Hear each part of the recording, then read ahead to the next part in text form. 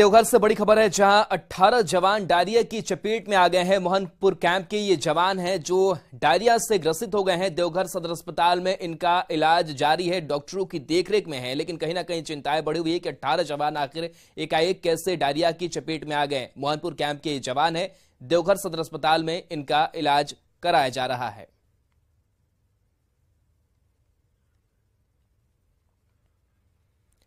गुमला शहर में लोग पानी की समस्या से परेशान हैं। शहर में पहले खटवा नदी से जलापूर्ति की जाती थी, लेकिन उसे बंद कर नागफेनी जलापूर्ति केंद्र की शुरुआत की गई, जिसके बाद भी समस्या जस की तस बनी हुई है। करीब 3 दिनों से जलापूर्ति बाधित है।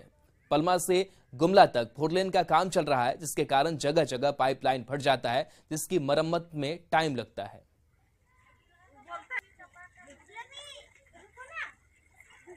देखिए, हमारा कम्युनिटी में सबसे मेन प्रॉब्लम होता है पानी, और 3 दिन से हमारे यहाँ लगातार पानी नहीं आ रहा, जिसके कारण हम लोग इधर उधर भटकना पड़ रहा है। ऐसे भी हमारे जिले को ड्राई जोन घोषित किया गया है, और सरकार हमारे इस पानी कमी बिना कुछ सप्लाई वाटर का फैसिलिटी अभी अच्छे से उपलब्ध करा पा रही है, ना ही 3 दिन से जो प्रॉब्लम हो रहा है उस पर कुछ ध्यान दे रही है। रोड जो बन रहा है ना, इस कारण से वो सब लिया है टाइम 2 दिन का।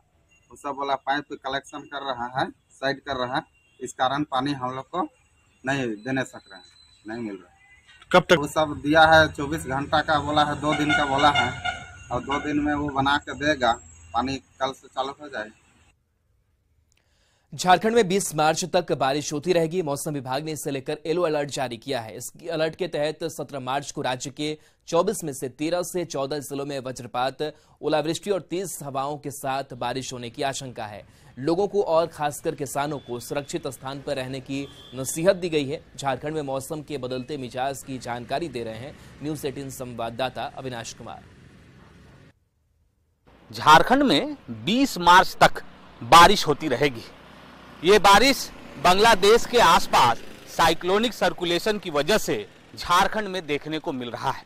इस वक्त अगर हम झारखंड के अलग अलग जिलों की भी बात कर लें तो जो जानकारी आ रही है, 24 में से 13 से 14 जिलों में आज यानी कि 17 मार्च को बारिश, ओलावृष्टि और वज्रपात की संभावना है।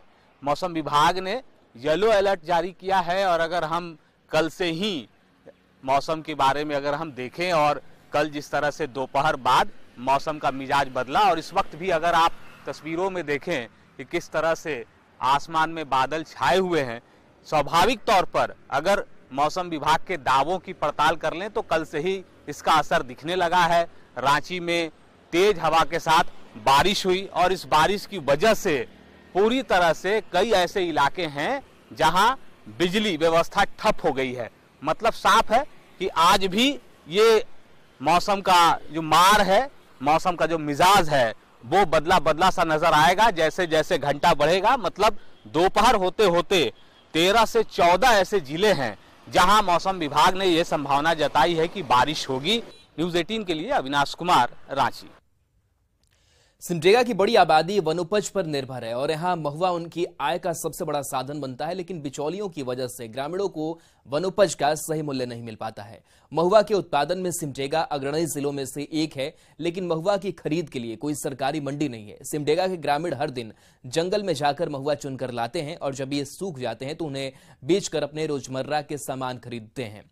गांव के व्यापारी ग्रामीणों से महुआ 25 से 30 रुपए किलो खरीदते हैं और फिर उसे बाजारों में 50 रुपए प्रति किलो तक बेचते हैं।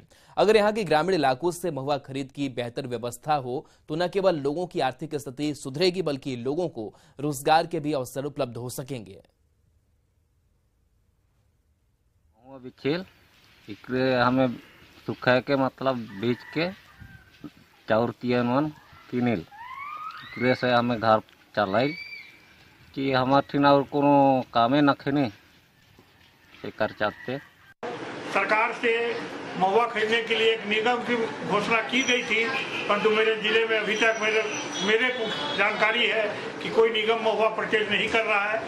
मेरी सरकार से मांग होगी कि गरीब आदिवासियों को महुआ की उचित कीमत मिले, उचित दाम मिले, ताकि वे अपनी उन्नति कर सके।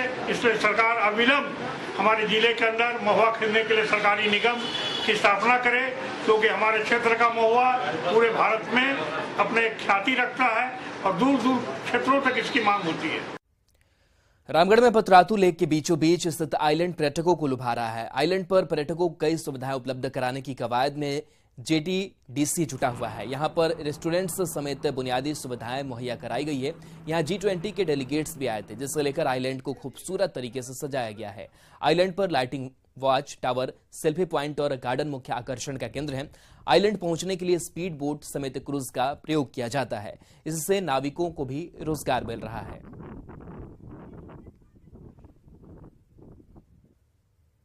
आइलैंड को तो काफ़ी खूबसूरत बना दिया गया है, फूल पौधों से, ग्रीनरी से, और अपने आप में तो खूबसूरत था ही और है भी।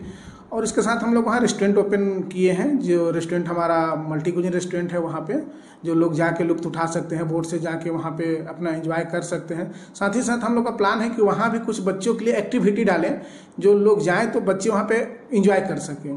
इस वक्त मैं मौजूद हूँ पतरातू लेक के आइलैंड पे। आप पहले कैमरे के माध्यम से देख सकते हैं पतरातू लेक पे जो आइलैंड है उसकी खूबसूरती को। इसकी खूबसूरती को निहारने के लिए लोग दूर दूर से यहाँ आते हैं। खास करके G20 के बाद यहाँ पर इस आइलैंड को काफ़ी तरीके से सजाया गया। आप देख सकते हैं कितना अच्छा यहाँ का नज़ारा है। यहाँ पर पर्यटक पहुँचते हैं और ये मेन लैंड से लगभग 3 किलोमीटर की दूरी पर है और यहाँ पर बोट से पहुँचा जा सकता है। आप पहले कैमरे के माध्यम से देख सकते हैं पूरे लेक को और आइलैंड को कैमरे के माध्यम से देखा जा सकता है कितना खूबसूरत है। यहाँ पर पर्यटकों के लिए काफ़ी सुविधाएं दी जा रही हैं। रेस्टोरेंट भी बनकर तैयार है। यहाँ पेयजल की सुविधा है, टॉयलेट्स और उससे अन्य सुविधाएँ भी यहाँ पर दी जा रही है। कुछ पर्यटक से हम सीधे बात कराते हैं। कहाँ से आई हैं? मैं आई हूँ चैवासा से। क्या नाम? त्रिशा नाम है मेरा। कैसा लग रहा है आइलैंड? ये बहुत सुंदर है, जितना मैंने सोचा था उससे भी ज़्यादा सुंदर है ना। मैंने बस इसके बारे में सुना था, लेकिन आज मैंने आके खुद भी देखा। सच में मेरे को तो बहुत ही अच्छा लगा। और यहाँ पे जैसे कि पर्यटन स्थल है, ये लोगों के लिए भी सही है, आना चाहिए यहाँ पे और देखना चाहिए कि झारखंड में भी ऐसे नज़ारे देखने को मिलते हैं। बाहर जाने का जरूरत ही नहीं है। ये हम G20 जब हुआ था उसी समय सुने थे इसके बारे में, और आज आके देख रहे तो वाकई में बहुत सुंदर है। यहाँ का मौसम भी बहुत अच्छा लग रहा है। सर, आइलैंड बहुत ही खूबसूरत बनाई गई है और सरकार द्वारा और प्रयास किए जा रहा है कि और बेहतर बने और पर्यटक आए। इस तरह से हम लोग को नाविकों के अगर पर्यटक आते हैं तो रोजगार बढ़ेगी और कुछ आर्थिक रूप से हम लोग मजबूत हो पाएंगे। और आइलैंड को काफ़ी खूबसूरत बनाया गया है। यहाँ की सारी सुविधाएं यहाँ पर मुहैया कराई जा रही है पर्यटन विभाग द्वारा, ताकि झारखंड समेत देश के अन्य प्रदेशों के पर्यटक यहाँ लगातार आएँ और यहाँ के स्थानीय लोगों को इससे रोजगार भी उपलब्ध होगा और जो पर्यटक आएंगे यहाँ की खूबसूरती को अपने कैमरे में कैद कर ले जा सकेंगे। जावेद खान, न्यूज़ 18, रामगढ़। खबर जमशेदपुर से, जहां मानगो के सनराइज टाइल्स में इनकम टैक्स की छापेमारी समाप्त हो गई है। आयकर विभाग की कार्रवाई समाप्त होने के बाद सनराइज टाइल्स में वीरानी छाई हुई है। इस छापेमारी की वजह से पूरे इलाके में हड़कंप मचा रहा। सन टाइल्स शहर का नामी गिरामी ब्रांड है। बताया जा रहा है कि इसमें कई नामचीन हस्तियों के करोड़ों रुपए लगे हुए हैं। आयकर विभाग की ओर से अब तक साक्ष्य जुटाने का काम किया जा रहा था।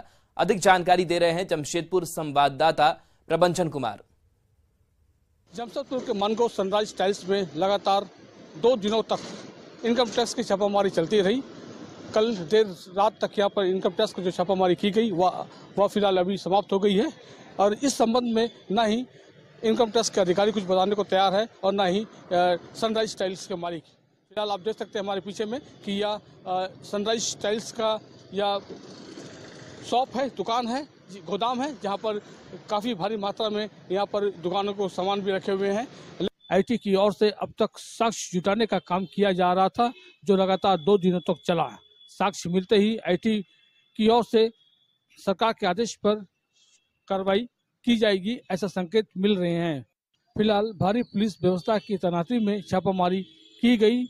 इस दौरान किसी तरह का कोई परेशानी उत्पन्न न हो, इसको देखते हुए सन टाइल्स के बाहर भारी संख्या में पुलिस फोर्स तैनात किए गए थे। जो 2 दिनों तक छापामारी में पुलिस की भारी फोर्स सन टाइल्स के सामने तैनात रही और इसी जगह पर कल 2 दिनों से लगातार इनकम टैक्स के अधिकारियों ने यहाँ पर छापामारी की है और अभी फिलहाल यहाँ पर इस जगह में वीरान पड़ी हुई है।